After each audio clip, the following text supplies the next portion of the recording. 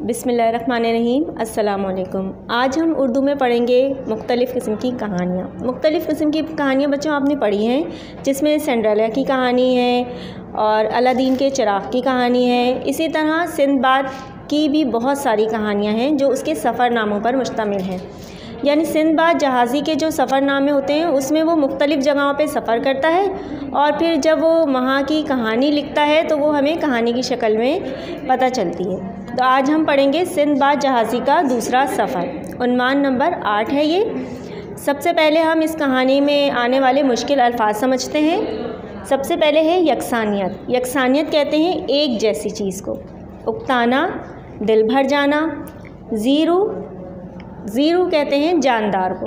फनकारने, सांप जो आवाज़ निकालता है उसको फनकारना कहते हैं। पनागाह, जहाँ क़याम किया जाता है, रुका जाता है, उस जगह को हम पनागाह कहते हैं। जज़ीरा ऐसी जगह को कहा जाता है, ऐसी खुश्की का वो हिस्सा जो चारों तरफ से पानी से घिरा हुआ हो। ताजिर कहते हैं कारोबारी अफराद को जो मुख्तलिफ़ शहरों में, मुल्कों में जाकर अपना सामान फ़रोख्त करते हैं, उन्हें ताजिर कहा जाता है। ख्वाहिश कहते हैं तमन्ना को। जैसे दिल में हमारे कोई तमन्ना है तो हम उसे क्या कहते हैं? ख्वाहिश कहते हैं। रुख एक परिंदे का नाम है जो हम इस कहानी में पढ़ेंगे। खौफनाक कहते हैं ऐसी चीज़ को जिसको देख के हमारे दिल में डर महसूस हो, तो हम कहते हैं खौफनाक। चलिए आइए बच्चों, अब हम कहानी पढ़ते हैं। कहानी का क्या नाम है? सिंदबाद जहाज़ी का दूसरा सफ़र। सिंदबाद को पहले सफ़र से वापस आए काफ़ी अरसा हो चुका था। वो ज़िंदगी की यकसानियत से उकता गया था। उसके दिल में एक बार फिर सफ़र पर जाने की ख्वाहिश पैदा हुई।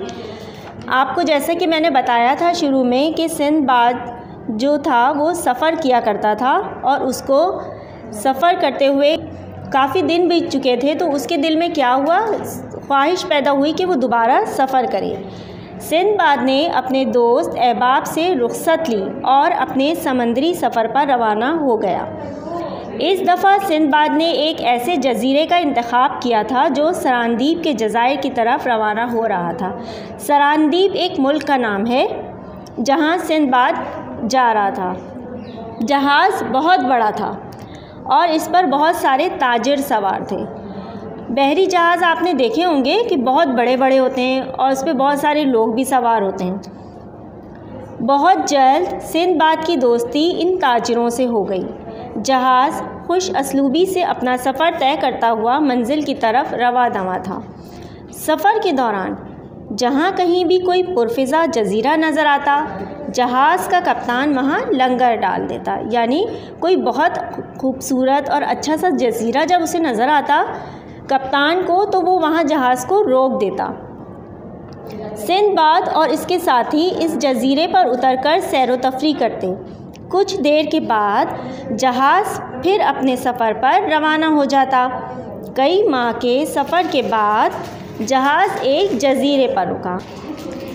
सब मुसाफिर टोलियों में बंटकर इधर उधर घूमने लगे। टोलियों में बंटकर क्या? जैसे ग्रुप की शक्ल में 4 जा रहे हैं, 3 जा रहे हैं, इस तरह। सिंदबाद थोड़ी देर तक तो हसीन नज़ारों से लुत्फ़ अंदोज़ होता रहा। फिर इसने सोचा कुछ देर आराम करना चाहिए। जब सिंदबाद उस जज़ीरे पर उतरा अपने साथियों के साथ, तो कुछ देर तक तो इधर उधर घूमता रहा। फिर वो थक गया तो उसने सोचा अब कुछ देर में आराम कर लेता हूँ। वो आराम करने के लिए लेट गया। जब आँख खुली तो उसने देखा कि उसके तमाम साथी जा चुके थे। अब अच्छा क्या हुआ? जब वो आराम करने के लिए लेटा तो क्या हुआ? उसकी आँख लग गई और वो सो गया। जब वो उठता है तो वो देखता है उसके तमाम साथी जा चुके होते हैं और वो जज़ीरे पर अकेला होता है।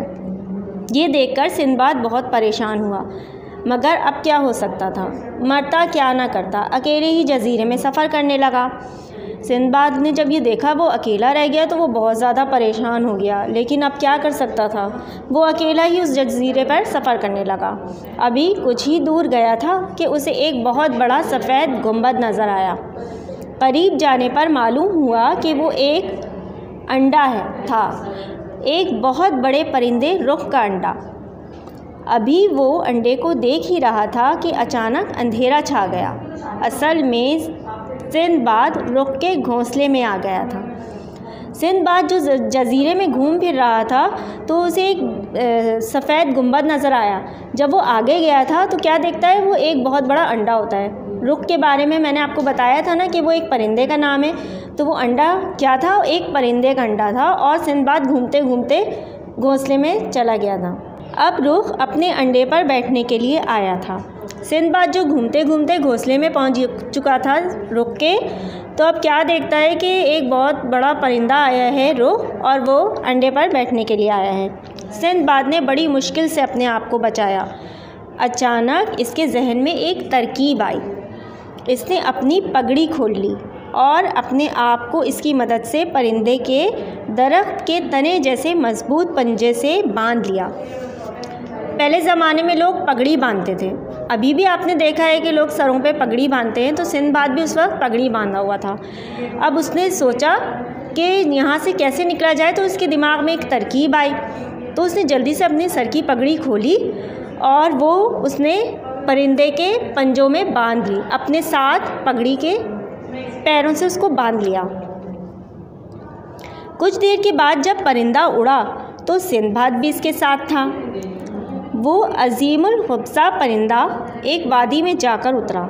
सिंदबाद ने अपने आप को इसके पंजे से अलग किया और इर्द गिर्द का जायज़ा लेने लगा। अब जब वो एक वादी में जाकर उतरा परिंदा, वो बहुत बड़ी वादी थी। तो सिंदबाद ने जल्दी से पगड़ी खोली और अपने आप को परिंदों के पंजे से आज़ाद कर लिया और इधर उधर देखने लगा। ये बुलंदो बाला पहाड़ों से घिरी हुई एक वादी थी। जिस वादी में वो परिंदा उतरा था बच्चों, तो वो क्या था, वहाँ पहाड़ी पहाड़ थे और कुछ भी नहीं था। जहाँ किसी ज़ीरू का नामो निशान तक ना था, यानी किसी जानदार का वहाँ कोई नामो निशान था ही नहीं, सिवाय इस चीज़ के कि वहाँ पहाड़ी पहाड़ उसे नज़र आए। सबसे ज़्यादा हैरत अंगेज़ बात ये थी कि वादी में जगह जगह हीरे जवाहिरात बिखरे पड़े थे। इसने बहुत से हीरे इकट्ठा कर लिए। जब उसने वहाँ देखा कि यहाँ कोई जानदार नहीं है, और फिर ये देखकर तो उसकी हैरत की इंतहा ही नहीं रही कि वहाँ इतने सारे हीरे जवाहिरात पड़े हैं, तो सिंदबाद भी उसमें से कुछ हीरे उठा लेता है। वो सारा दिन वादी में इधर उधर घूमता रहा। जूं ही रात हुई, हर सू सांपों के फनकारने की आवाज़ें आने लगी। दिन तो जैसा तैसा सिंदबाद ने गुजार लिया, लेकिन जैसे ही रात हुई तो हर तरफ से सांप की आवाज़ें उसे आने लगी और हर तरफ से सांप निकलने लगे। सिंदबाद जल्दी से एक छोटी सी खोह में जाकर छुप गया। खोह कहते हैं, पहाड़ में एक गार होता है छोटा सा, उसको हम खोह कहते हैं। पूरी रात सांपों के फनकारने की आवाज़ें आती रहीं जो बहुत खौफनाक थी। सुबह होते ही आवाज़ें बंद हो गईं। कुछ देर सिंदबाद ने इंतज़ार किया, फिर अपनी पनाहगाह से निकल आया। पूरी रात तो सांप फनकारते रहे। जब आवाज़ें आना बंद हो गई थीं तो कुछ देर सिंदबाद ने इंतज़ार किया, फिर अपनी पनाहगाह से निकल आया था। यानी वो जो रात भर वहाँ छुपा रहा था ना, वहाँ से निकल के आ गया। अब इसकी समझ में आया कि दरअसल दिन में रुख के खौफ से सांप छुप जाते हैं और रात में फिर अपने बिलों से बाहर आते हैं। अब उसकी समझ में आ गया था कि ये वादी जो थी वो सांपों की वादी थी, और दिन में जो थे रुख के डर से सांप छुप जाते थे, क्योंकि रुख जो था वो सांप खाता था, और फिर रात में बाहर आ जाते थे। अभी सिंदबाद इस खौफनाक वादी से निकलने की तरकीबें सोच ही रहा था कि अचानक इसके इर्द गिर्द गोश्त के बड़े बड़े लोथड़े गिरने लगे, बड़े बड़े टुकड़े गिरने लगे गोश्त के। सिंदबाद ने हैरत से इधर उधर देखा, इसकी समझ में कुछ ना आया। एकदम से उसे परों के फड़फड़ाने की आवाज़ सुनाई दी। सिंदबाद ने जब इधर उधर देखा तो उसे कुछ समझ ही नहीं आया कि ये गोश्त के बड़े बड़े टुकड़े कहाँ से आ रहे हैं।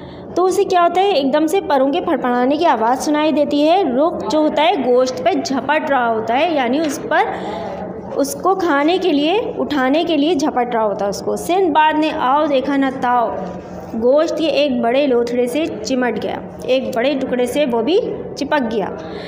जो ही रुख ने गोश्त के टुकड़ों को अपने पंजों से उठाया, सिंदबाद भी इनके साथ ही उठ गया। घोंसले में पहुंचकर परिंदे ने गोश्त के टुकड़े रख दिए। घोंसले में पहले से ही चंद आदमी मौजूद थे। उन्होंने परिंदे को डरा धमका कर भगा दिया और गोश्त के साथ चिपके हुए हीरे उतारने लगे। आपको पता चला क्या वो गोश्त के टुकड़े कौन फेंक रहा था? वो जो आदमी घोंसले में अब उसके साथ थे ना, उन्होंने वो गोश्त के टुकड़े वहाँ फेंके थे ताकि वो हीरे उसमें चिपक जाएं और जब रुख अपने परों से उसको समेट ले, अपने पंजों से उसको समेट कर घोंसले में लेकर आएगा तो वो उसमें से हीरे निकाल लेंगे। उन्होंने सिंदबाद को देखा तो वो समझे कि वो कोई चोर है जो इनके हीरे चुराने के लिए आया है। मगर जब सिंदबाद ने उसने अपनी कहानी सुनाई तो वो बड़े हैरान हुए। सिंदबाद ने उन्हें कुछ हीरे दिए और कहा कि वो उसे उसके शहर बगदाद पहुंचा दें।